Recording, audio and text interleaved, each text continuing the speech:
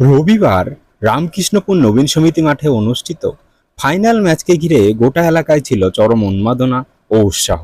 এই আয়োজনে নারীদের অংশগ্রহণ এবং স্বীকৃতিকে বিশেষভাবে গুরুত্ব দেওয়া হয়েছে।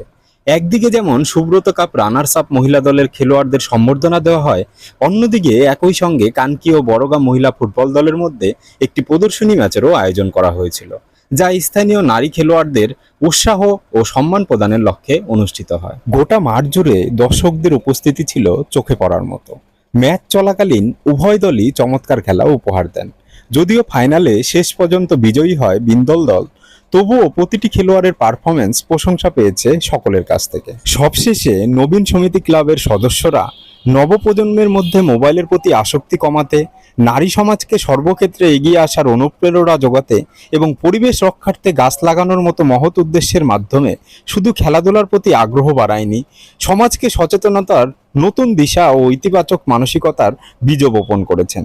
উপস্থিত সকলেই ক্লাবের এই উদ্যোগকে আন্তরিকভাবে সাধুবাদ জানান এবং ভবিষ্যতে এমন কার্যক্রম অব্যাহত থাকবে বলে আশা প্রকাশ করেন।